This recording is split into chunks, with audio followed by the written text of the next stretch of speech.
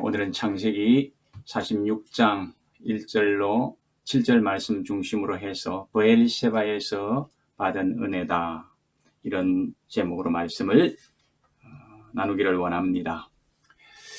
야곱은 사랑하는 아들 요셉이 살아있다는 소식을 들었습니다. 살아있을 뿐만이 아니라 총리가 되었다는 소식도 들었습니다. 어떻게 이 소식을 듣습니까? 기근이 있어서 어쩔 수 없이 국경을 넘어서 곡식을 사와야 되는 그런 처지였기에 야곱이 아들들에게 애굽으로 가서 곡식을 사오라고 했는데, 그것이 계기가 되어가지고 결국은 아들 요셉이 살아있다는 소식을 듣게 된 것입니다. 그리고 그 아들이 애굽으로 이주해 오도록 초청했다는 그런 이야기도 들었습니다. 정말 믿지 못할 충격적인 이야기였습니다.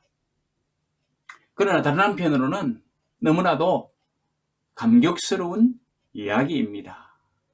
그러므로 야곱은 한때는 어리둥절했지만은 정신을 차리고 빨리 가서 아들을 만나야 되겠다, 마음의 결심을 하고 준비를 했습니다. 그리고 드디어 이제 가족들을 이끌고 야곱은 애굽으로 내려가게 됩니다. 따라서 오늘 본문 1절 상반절 말씀에 보면은 이스라엘이 모든 소유를 이끌고 떠나서 이제 애굽으로 가게 됐다라는 것입니다. 자, 그런데 야곱이 정말로 그 아들을 볼 요량으로 빨리 가서 정말 애굽에 이르렀으면 좋겠는데, 문제는 마음에 큰 부담이 있었다는 것입니다. 발걸음이 가볍지 못했다는 것입니다. 그 이유는 우리가 두 가지로 추측해 볼 수가 있습니다. 하나는 할아버지 아브라함 때에 애굽으로 내려갔다가 이 아브라함이 참 여러 가지 많은 어려움을 당했다는 사실을 이 야곱은 알고 있었습니다. 그리고 또 아버지 이삭이 또 기근으로 인해서 애굽으로 내려가려고 하는데 하나님께서 애굽으로 내려가지 못하도록 금지를 했죠. 자, 말씀 보실까요? 창세기 26장 2절 말씀. 여호와께서 이삭에게 나타나 이르시되 애굽으로 내려가지 말고 지금 내가 지시하는 땅에 거주하라. 애굽으로 내려가지 말고 금지령을 하나님께서 내리십니다. 애굽 금지령. 할아버지는 애굽에 내려가서 어려움을 당했고 아버지도 내려가려고 하지만 하나님께서 못 가게 딱 막으셨더라는 것입니다. 그러므로 애굽으로는 가는 것이 아니구나, 이런 생각이 아마 야곱에게서는 있었을 것입니다. 그런데 지금은 이제 어쩝니까? 이 야곱 자신이 애굽으로 내려가야 되는 그런 처지에 있습니다. 사랑하는 아들이 거기에서 살아있고 총리가 되었고 이주해 오도록 요청을 했기 때문에 가기는 가야 됩니다. 그런데 한편으로는 마음이 큰 부담이, 두려움이 있는 것입니다. 할아버지가 가서 어려움을 당했는데 나도 지금 거기 가기는 가는데 혹시 내가 거기 가서 또 어려움 당하는 것 아닌가? 지금 내가 가고 있는 일 발걸음 하나님께서 기뻐하시는 것인가? 고민이 있는 것이죠. 이런 무거운 마음으로 지금 발걸음을 옮기고 있습니다. 그러면서 이 야곱이 어디까지 왔느냐 하면 1절 하반절 말씀 보시기 바랍니다. 어디까지 왔습니까? 브엘세바에 이르러. 브엘세바까지 왔습니다. 그런데 브엘세바에 왔을 때 뭘 했습니까? 그의 아버지 이삭이 하나님께 희생제사를 드렸다, 이렇게 말씀합니다. 여기 희생제사라는 것은 오늘날로 말씀을 드리면 하나님께 예배했다는 거죠. 단을 쌓았다는 거죠. 아마도 자기 마음속에 일어나는 고민과 갈등, 이것을 해소하기 위해서일 것입니다. 지금 내가 가는 것이 하나님이 원하는 것인가, 기뻐하는 것인가, 하나님 뜻인가, 인도해 주시는 것인가 모르니까 이거 알아보기 위해서 하나님께 일단 희생제사를 브엘세바에서 쌓은 것을 볼 수가 있습니다. 이런 면에서는 이 야곱이 상당히 잘하는 거죠. 여러분, 우리가 살다 보면 마음에 갈등이 있고 번민이 있고 내가 이거 하는 것이 맞는 것인가, 옳은 것인가, 그런 생각이 들 때도 있지 않습니까? 그러면 그거 해결해야 되잖아요. 옳은 것인지도 모르고 바른 것인지도 모르고 갈등이 있는데 무조건 그냥 진행할 수 없잖아요. 그런데 야곱은 그런 마음이 있었기 때문에 일단 브엘세바까지 와서는 거기에서 하나님 앞에 결단하고 제단을 쌓은 것입니다. 하나님의 뜻을 물어보기 위한 것이었겠죠. 그러니까 잘한 것이죠. 하나님 앞에 물을 때 그냥 묻는 것이 아니고 또 제단을 쌓고 물었다. 이것도 또 중요한 것입니다. 자, 이렇게 이제 야곱은 브엘세바에서 제단을 쌓았습니다. 그러면은 이 제단을 쌓았던 브엘세바는 어디쯤일까? 또 우리 확인해 봅니다. 지도를 보실까요? 예, 지도를 보시면 브엘세바는 가나안 땅 저 아랫부분에 있습니다. 예, 우리가 이스라엘이라는 이야기를 할 때에 이스라엘 전체를 이야기하면 저 북쪽에서는 단을 이야기합니다. 그리고 제일 남쪽에서는 브엘세바를 이야기합니다. 그래서 이스라엘 전역 이야기할 적에는 남북으로 이야기할 적에는 단에서 브엘세바까지 이렇게 이야기를 합니다. 자, 사무엘상 3장 20절 말씀 한번 보시기 바랍니다. 3장 20절 말씀을 보면은 거기에 단에서부터 브엘세바까지 온 이스라엘이 이랬습니다. 온 이스라엘 전체를 이야기할 적에는 단에서부터 브엘세바까지. 단은 최단 북쪽, 브엘세바는 최남단 이렇게 이야기를 할 수가 있습니다. 그런데 지금 야곱은 어디에 이르렀습니까? 브엘세바에 이르렀다는 것입니다. 최남단. 그러니까 이제 막 이스라엘의 국경지대를 벗어나기 전의 위치에 있었던 것입니다. 거기에서 하나님께 단을 쌓았습니다. 자, 그러면 야곱이 이 브엘세바까지 오기 전에는 어디에서 살았을까요?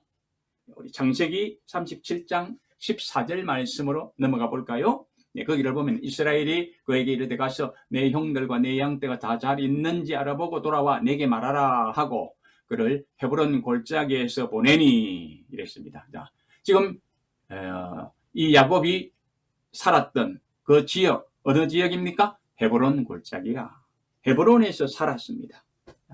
그러면 이제 또 헤브론이 어딘가 한번 또 지도를 보십시다. 예, 헤브론은 어디쯤일까요? 예, 헤브론은 상당히 북쪽에 있죠. 그래서 이제 헤브론에서 출발을 해서 어디로 향해 갑니까? 애굽으로 내려가는 중에 브엘세바에 이르러서 거기에서 단을 쌓은 것입니다.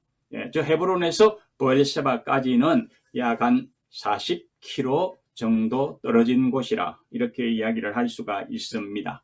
야곱은 인생짐을 지고 가면서 브엘세바에서 일단 중단하고 거기에서 그 마음의 부담을 덜어버리기 위해서 하나님의 뜻을 묻기 위해서 일단 제단을 쌓았더라는 것입니다. 자, 그러면 왜 브엘세바입니까?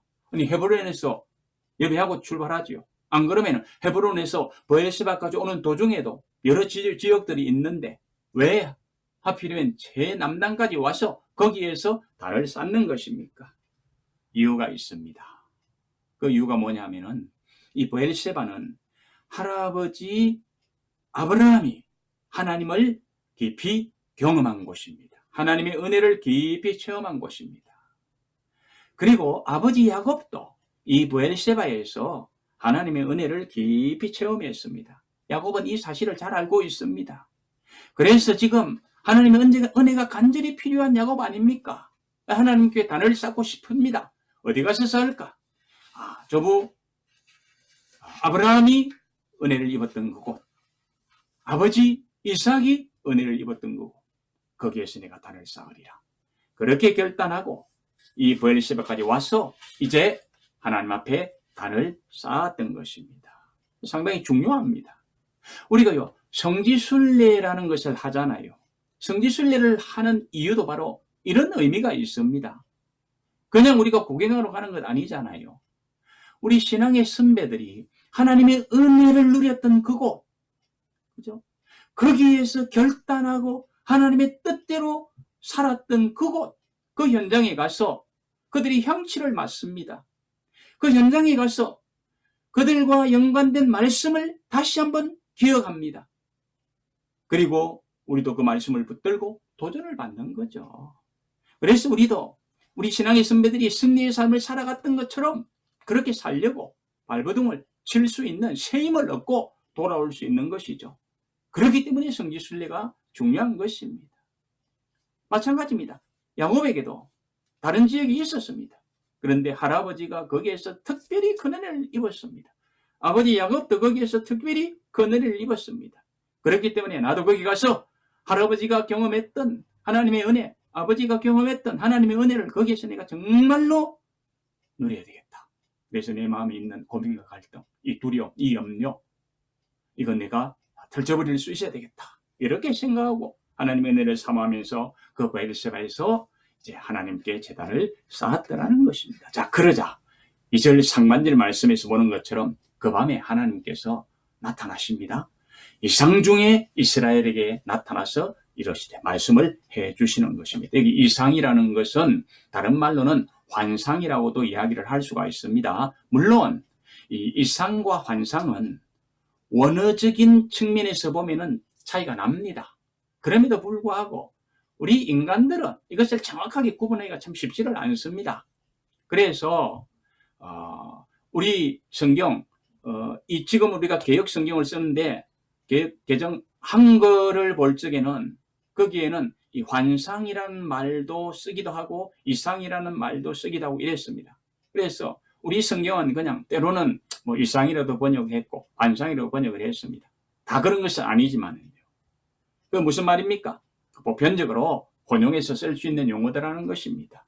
하나님께서 당신의 뜻을 알려주시는 특별한 방법, 뭐 그렇게 우리가 이야기를 해볼 수 있겠죠. 그 하나님께서 야곱에게는 이상 중에 나타나셔서 이제 말씀을 해주시기 시작하더라는 것입니다. 이거 정말 중요한 것 아닙니까? 마음에 고민, 갈등, 번민이 있는데 하나님께서 예배를 드리니까 그 예배에 나타나셔서 말씀을 하시더라는 것입니다. 어떤 교훈이 있습니까?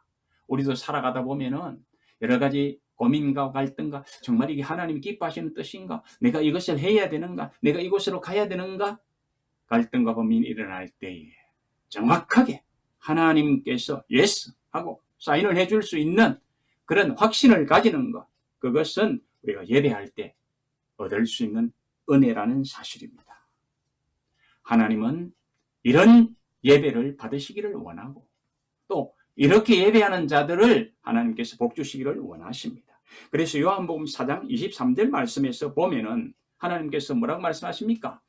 아버지께 참되게 예배하는 자들은 영과 진리로 예배할 때가 오나니 곧 이때라. 아버지께서는 자기에게 이렇게 예배하는 자들을 찾으시느니라. 이렇게 예배하는 자들을 찾으시느니라. 여기 찾으신다라는 말씀은 이 요구한다라는 그런 강력한 의미가 내포되어 있습니다.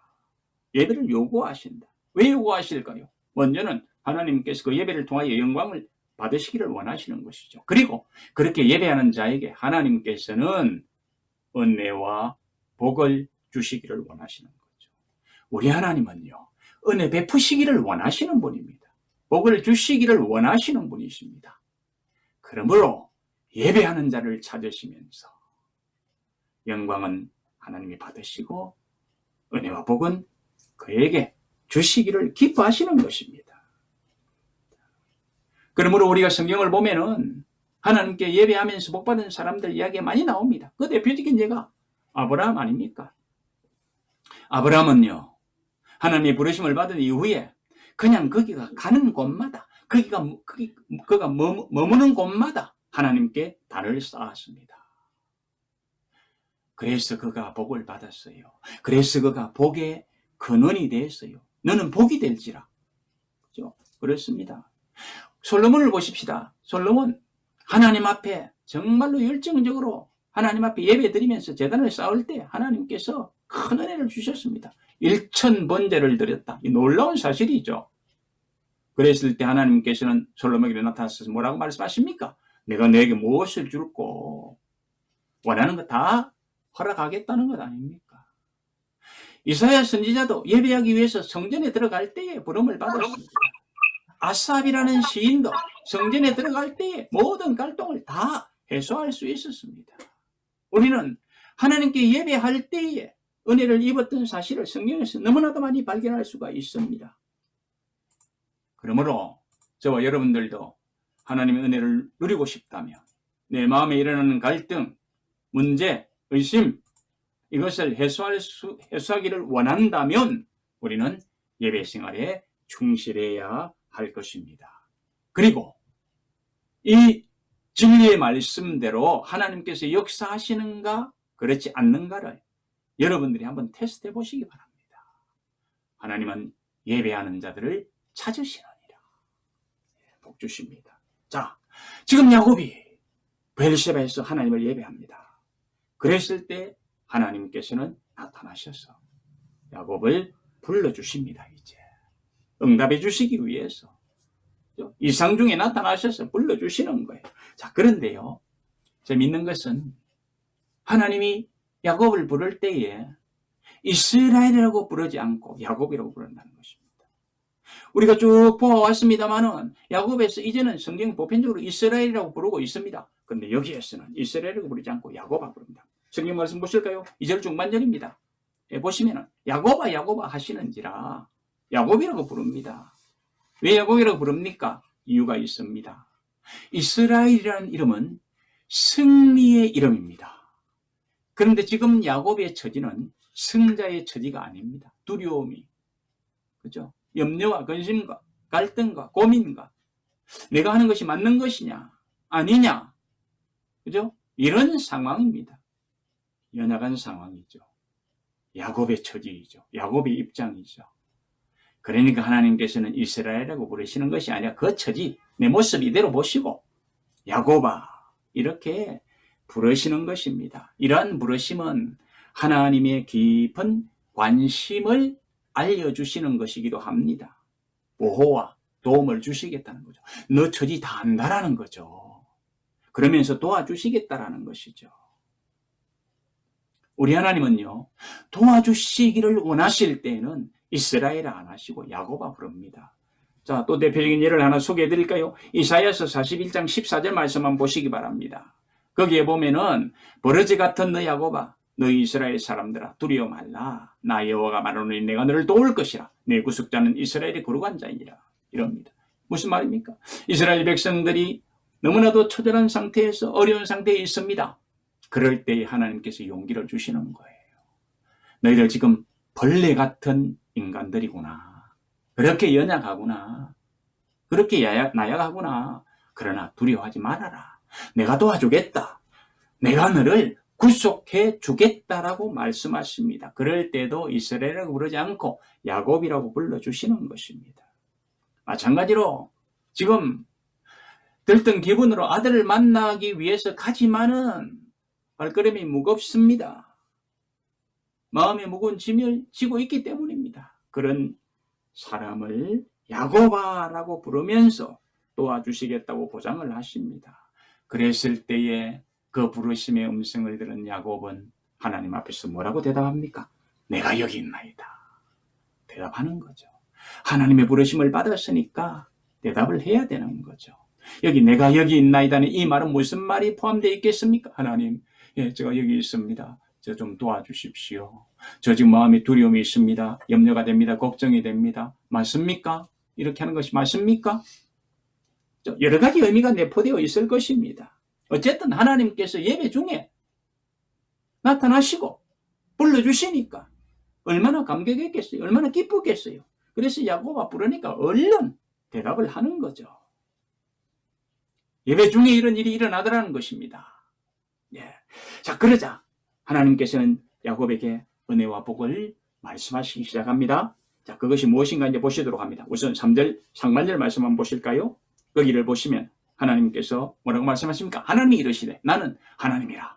내 아버지의 하나님이니 애굽으로 내려가기를 두려워하지 말라. 이야, 그 마음의 짐이 쫙 풀리지 않겠습니까? 얼마나 위로가 되겠습니까? 얼마나 격려가 되겠습니까? 얼마나 용기가 나겠습니까? 얼마나 감사가 되겠습니까? 막 마음의 감격이 일어났겠죠. 위로와 격려되는 말씀, 그 말씀을 하나님께서 먼저 해주시는 것을 볼 수가 있습니다. 사실요, 우리가 살아가다가 보면은 때로는 무거운 짐을 질 수밖에 없기 때문에 사람들의 위로 한마디도요, 엄청난 힘이 됩니다. 잘 될 거야 이렇게 말해주는 것도 좋고요, 너가 너를 위해서 기도하고 있어 이 말씀도 엄청난 힘이 됩니다. 그런데 지금 야곱에게는 누가 말씀해 줍니까? 하나님, 전능하신 하나님께서 말씀하시는 거죠. 얼마나 힘이 되겠습니까? 얼마나 위로가 되겠습니까? 얼마나 격려가 되고 얼마나 용기가 나겠습니까? 이런 은혜를 언제 입었다고요? 예배드리는 중에 브엘세바의 은혜를 입게 된 것입니다. 그래서 우리는 예배를 중시해야 하는 것입니다. 자, 그리고 3절 하반절 말씀으로 넘어가 보십시다. 거기를 보면은 내가 거기서 너로 큰 민족을 이루게 하겠다. 애굽으로 가는 것 두려워하지 말아라 말씀하셨을 뿐만이 아니라 애굽으로 내려가면 너는 거기에서 큰 민족을 이룰 것이다 말씀해 주십니다. 보장된 말씀입니다. 소수가 타국에서 살아간다는 것 쉬운 일이 아니죠. 약자의 서러움을 톡톡히 경험할 수도 있습니다. 그런데 하나님께서는 야곱에게 거기에 가서 큰 민족 이루겠다. 보장된 약속을 주십니다. 얼마나 마음이 든든했겠습니까? 그런데 거기에서 끝나지 않습니다. 하나님께서는 야곱에게 더 약속을 주시는데 3가지 약속을 더 주십니다. 따라서 또 한번 보실까요? 4절 상반절 말씀에서 보면 뭐라고 말씀하십니까? 내가 너와 함께 애굽으로 내려가겠다. 아니, 애굽으로 가라. 두려워하지 말라 했죠. 큰 민족 이루겠다 했죠. 그러면서 어서 가. 어서 가봐. 이러지 않았습니다. 어떻게 했습니까? 내가 너와 함께 가겠다. 임마누엘 동행하겠다고 해주십니다. 아니 할아버지 때는 그냥 얼마나 내려가서 어려운 일을 당했습니까? 아버지 때는 내려가려고 가지 말라고 막아버렸잖아요. 그런데 지금 야곱은 하나님께서 가 걱정하지 가 하잖아요. 큰 민족 이룰 거야 해주잖아요. 너 혼자가 너희들만 가 그게 아니잖아요. 또 어떻게 합니까? 내가 함께 가주겠다. 할렐루야 아닙니까? 얼마나 놀랍습니까? 너무나도 감격하고 너무나도 홀간 마음으로 이제 애굽으로 갈 수 있습니다. 난 나 혼자 가는 게 아니야. 우리만 가는 게 아니야. 전능하신 하나님께서 함께 가시는 거야. 언제든지 함께 해주실 거야. 정말로 마음에 큰 용기가 일어났을 것입니다. 그런데 그것뿐만이 아닙니다. 또 보실까요? 4절 중반절 말씀입니다. 뭐라고 말씀하십니까? 반드시 너를 인도하여 다시 올라올 것이며 이 말씀도 주십니다. 자, 지금은 애굽으로 내려가고 내가 함께해서 거기에서 큰 민족을 이룰 것이지만은 그러나 그것은 내가 너희 후손들에게 약속으로 준 것이 아니야. 그렇기 때문에 거기에서는 일단 준비해서 큰 민족을 이루어서 내가 약속한 땅에서 정말로 아름다운 것을 누리도록 할 거야. 그것을 위해서는 지금 가는 과정이 필요해. 이 말씀 아닙니까? 원래 약속의 땅은 가나안 땅입니다. 그것으로 다시 올릴 것이라고 합니다. 일정 시간이 지나면 그것으로 오도록 다시 하나님께서 해주시겠다는 겁니다. 우린 여기서 무엇을 봅니까? 하나님의 신실성. 하나님이 약속하시고 신실하시고 변치 아니하시는 하나님. 그렇죠? 그 하나님께서 이런 말씀까지도 해주십니다. 그리고요, 이 약속은 야곱에게서 분명히 이루어졌습니다. 하나는 야곱이 이제 애굽 땅에서 죽잖아요. 죽었을 때 그 자손들이 어떻게 합니까? 야곱을 애굽에다 장사하지 아니하고 어디 장사합니까? 가나안 땅. 할아버지가 계신 곳, 아버지가 계신 곳, 그곳으로 장사하잖아요. 그죠? 하나님 말씀이 성취된 것입니다. 또 한 가지 성취는 무엇입니까? 나중에 결국 후손들이 430년 만에 어떻게 됩니까? 그 모든 것들을 다 가지고 그 어마어마한 대군들이 출애굽하잖아요. 모세를 필두로 해서. 그리고 결국은 여호수아를 중심으로 해서 가나안 땅까지 들어오잖아요. 이것을 지금 약속으로 말씀을 해 주시는 것입니다. 놀라운 축복 아닙니까? 무려 430년 후에 일어날 그 일을 지금 약속을 해 주시는 것입니다. 여러분, 기대가 됩니까? 내가 살고 있는 이 시점에서 나의 후손들이, 나와 관련된 사람들이 430년 후에도 복을 누릴 것이다. 아니, 천년 후에도 계속해서 연결된 복을 누릴 것이다. 이런 생각 우리가 한번 해보고 살아가야 되지 않겠습니까? 그런 생각을 하면서 하나님을 의지하고 살아가야 되지 않겠습니까? 그냥 내가 사는 이 임시, 물론 이것도 중요하죠. 그러나 하나님은 오늘 뭐라고 말씀하십니까? 앞으로 430년 후에도 이런 일이 일어날 것이다. 보장해 주시잖아요. 약속해 주시잖아요. 그런 약속을 우리가 거머쥐고 살아갔으면 얼마나 좋겠습니까? 이런 비전을 가져보실 수 있기를 바랍니다. 자, 셋째로 하나님께서 또 약속을 주십니다. 4절 하반절 말씀에서 보면은 뭐라고 약속합니까? 요셉이 그의 손으로 내 눈을 감기리라 하셨더라. 무슨 말입니까? 야곱의 인생 말년이 외롭지 않을 것이라는 것입니다. 그죠? 참으로 좋은 복 아닙니까? 인생 말년이 외롭지 않은 것, 정말로 큰 축복입니다. 아무리 잘 누려도 인생 말년이 외로우면 참 얼마나 서러운 인생입니까? 사람에게 있어서요, 고독이라는 것은 무시무시한 짐입니다. 그런데 정말 인생 말년에 많은 사람들이 이런 고독을 경험한다고 합니다. 그러나 하나님께서는 야곱에게 인생 말년에 고독이 없을 것이라고 합니다. 왜요? 요셉이 있기 때문입니다. 그 요셉이 어떻게 한다고요? 자기의 모든 것을 마지막을 책임져 주시겠다고 하는 것입니다. 사실 우리 신앙의 대선배인 사도 바울도요, 이 인생 고독을 깊이 느끼고 힘들어했습니다. 그래서 그 고독을 맛보면서 디모데를 좀 속혀오라고 호출하는 것을 봅니다. 디모데후서 4장 21절 말씀, 상반절 말씀 보면 이렇게 말하죠. 너는 겨울 전에 어서 오라. 예. 겨울이 오고 있는데 너무나도 고독해요. 주위에 사람들은 없어요. 얼마나 힘들겠습니까? 그죠? 사실 날씨가 추우면 더 고독을 느끼지 않습니까? 그래서 이제는 겨울이 오는데 더 이상 그런 고독과 더불어서 겨울을 맞고 싶지 않다라는 것입니다. 그래서 빨리 오라고 합니다. 왜 그럼 그런 고독을 느낍니까? 디모데후서 4장 16절 말씀 상반절 한번 보시기 바랍니다. 전에는 바울하고 같이 했던 사람들이 얼마나 많습니까? 그런데 내가 처음 변명할 때 나와 함께 한 자가 하나도 없고 다 나를 버렸다. 고독하겠죠. 외롭겠죠. 그러니까 바울도 외롭다고 하는 것입니다. 그래서 겨울 오기 전에 너라도 내 옆에 있어주면 좋겠다고 합니다. 이 겨울이라는 것은 계절적인 겨울이기도 하지만은 이제 이 디모데후서를 쓰고 나서 얼마 안 있어서 바울이 순교당하잖아요. 자기 인생 겨울이 올 것을 지금 바라보고 있는 거예요. 인생 말년에 정말로 아들같이 여기는 디모데가 옆에 와서 자기하고 함께 있어줬으면 좋겠다라는 그런 생각을 가지고 디모데를 호출하고 있는 것입니다. 여러분, 그런데 야곱은 요셉을 만나게 될 것이고 그 아들이 자기 눈을 감기도록 해주겠다, 이렇게까지 이야기를 하니까 얼마나 좋습니까? 사실 야곱은 이 요셉을 어떻게 생각했습니까? 아, 짐승에게 찢겨 죽었다.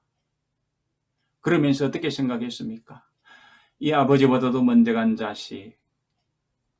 그러면서 애통하고 울었잖아요. 그런데 그 아들이 살아있어요. 그 아들이 총리가 됐어요. 그리고 그 아들이 자기 눈을 감겨줄 것이라고 해요. 임종 순간에도 얼마나 마음 뿌듯할까요? 그러니까 더 바랄 것이 없는 거죠. 이런 은혜와 복을 언제 누립니까? 브엘세바에서 하나님을 예배하면서 보장받는 것입니다. 예배란 하나님께도 영광이 되지만 그 예배 드리는 자에게도 너무나도 중요한 것이라는 것, 우리는 분명히 기억해야 할 것입니다. 자, 이렇게 이제 예배 중에 하나님의 큰 은혜를 받고 약속도 받았으니까 얼마나 야곱이 감사하겠습니까? 얼마나 홀가분하겠습니까? 그래서 이제 모든 아들들의 이름을 부르면서 빨리 애굽으로 가자, 이제 됐다, 이랬지 않았겠습니까? 러베나 유다야, 빨리 자 준비해라, 가자. 그랬을 때에 5절 말씀 보시기 바랍니다. 5절 보면은 야곱이 브엘세바에서 떠날세 이스라엘의 아들들이 바로가 그를 태우려고 보낸 수레에 자기들의 아버지 야곱과 자기들의 처자를 태우고 이럽니다. 보엘세바에 떠나갑니다. 그럴 때 어떻게 했다고요? 아들들이 아버지를 바로가 보낸 수레에 태웠다고 합니다. 그러면 이제까지는 수레를 타고 온 것이 아닙니까? 아니잖아요. 수레 타고 왔어요. 헤브론에서부터 수레 타고 왔습니다. 그런데 왜 또 수레를 태워요? 당연한 거죠. 그죠? 이 베르세바에서 수레에 내렸어. 하나님께 제사 드리는 것 아닙니까? 제사 드릴 때 수레에서 제사 드리는 건 아니죠. 그래서 내려서 활동하면서 제사를 다 드리고 하나님 응답도 받고 기쁜 마음으로 홀가분한 마음으로 빨리 아들을 만나기 위해서 다시 아버지가 수레를 타고 어디로 가는 것입니까? 애굽으로 달려가는 것입니다. 그리고 6절 말씀을 보시면 그렇게 말합니다. 야곱의 가족들은 그들의 가축과 가나안 땅에서 얻은 재물을 이끌었으며 야곱과 그의 자손들이 다 함께 애굽으로 갔더라 이럽니다. 자, 애굽으로 갔습니다. 자, 그러면 이제 일단은 이 단락이 끝나야 되잖아요. 그런데 또 7절 보시기 바랍니다. 7절 보면은 한 번 더 이야기를 합니다. 이와 같이 야곱이 그 아들들과 손자들과 딸들과 손녀들 곧 그의 모든 자손을 데리고 애굽으로 갔더라. 이렇게 또 말씀을 해주고 있습니다. 사실 6절과 7절 말씀 보면은요, 두 말씀이 중복되기 때문에 6절 말씀으로 끝나도 됩니다. 그런데 7절 다시 한 번 더 이야기를 해주고 있는 거예요. 왜 저자가 이 반복적인 표현을 이렇게 쓰고 있을까요? 이유는 너무나도 감동적인 스토리이기 때문에 그러는 것입니다. 그래서 제가 이런 걸 생각해 봤어요. 마치 공연장에서 노래를 하는데 그 노래가 너무나도 아름답단 말이죠. 감동이 된단 말이죠. 그러면 어때요? 박수를 칩니다. 일어나서 기립박수를 칩니다. 그리고 환호를 지릅니다. 앙코르. 그죠? 한번 들었습니다. 또 듣고 싶다는 거예요. 어떤 연속곡은 인기가 있어요. 그래서 2부작을 만드는 거예요. 아니 3부작도 만드는 거예요. 그죠? 마찬가지입니다. 야곱이 가족들 데리고 애굽으로 내려갔다는 거. 얼마나 감격적인 스토리입니까? 그래서 모세는 애굽으로 갔더라 하고 해주고 다시 한 번 더 그것을 기술하고 싶은 거예요. 그것을 쓰는 모세의 마음을 여러분 한번 읽어보십시다. 얼마나 감격스러웠을까요? 말씀을 정리합니다. 야곱은 아들 요셉의 초청을 받고 애굽으로 가는 길에 브엘세바에서 하나님께 희생제사를 드렸습니다. 왜 희생제사를 드렸습니까? 마음의 부담이 있으니까. 이것이 하나님 뜻인지 모르니까. 그거 해결하기 위해서. 하나님의 뜻을 묻기 위해서 제사를 드렸습니다. 그러자 하나님께서는 그 제사하는 야곱에게 나타나셔서 말씀하십니다. 위로하십니다. 격려하십니다. 복을 주십니다. 약속도 하십니다. 예배할 때에 은혜가 나타나더라는 것입니다. 그래서 올고가는 마음으로 애굽으로 내려갔습니다. 기쁜 마음으로 내려갔습니다. 모세는 이것을 응원하는데 재차 응원합니다. 너무나도 좋은 이야기니까. 우리에게도 이런 일이 있었으면 좋겠습니다. 기대하시기 바랍니다. 그러면서 예배하시기 바랍니다. 이렇게 살았던 이 야곱, 그의 일생이 참으로 아름다웠습니다. 히브리서 11장 21절 말씀을 보면 이렇게 말씀합니다. 믿음으로 야곱은 죽을 때에 요셉의 각 아들에게 축복하고 그 지팡이의 머리에 의지하여 경배하셨어요.